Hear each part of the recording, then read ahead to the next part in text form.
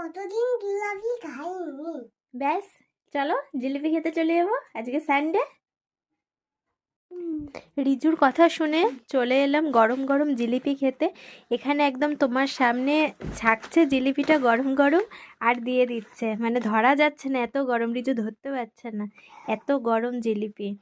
খেলাম ওখানে দাঁড়িয়ে, আর বাড়ির জন্য নিয়েও এলাম। কি করবি? স্কুল যাবি?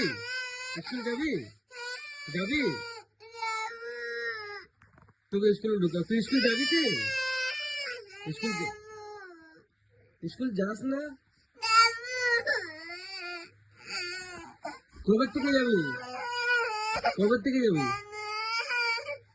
কেমন গরম ছিল? অনেক গরম ছিল। বাড়ি এসে আরেক কাণ্ড, বুঝলেন কি হয়েছে? ওর বাবা ওকে ইয়ার্কি করে বলেছে যে ওকে স্কুলে ভর্তি করবে না। মানে মানে বাচ্চারা, আমি জানি যে পড়াশোনা, মানে স্কুল যাওয়ার নাম শুনলে ভয় পায়, কাঁদে অনেক বাচ্চা।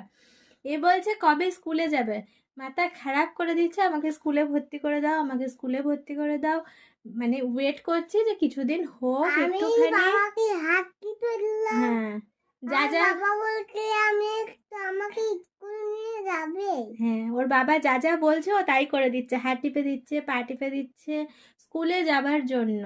আমরা ভাবছি যে একটু বড় হোক, একটু বুঝতে শিখুক, একটু ছোটোবেলাটাকে এনজয় করুক, তারপর কিছুদিন পর স্কুল তো যাবে, স্কুলে গেলে তো ব্যাস হয়ে গেল পড়াশোনা, এই সেই। তাহলে যতদিন ও ফাঁকা মানে এনজয় করতে পারছে ততদিনই ভালো না। স্কুল যাওয়ার জন্য কান্না, কবে স্কুলে যাবে বলো তোমরা?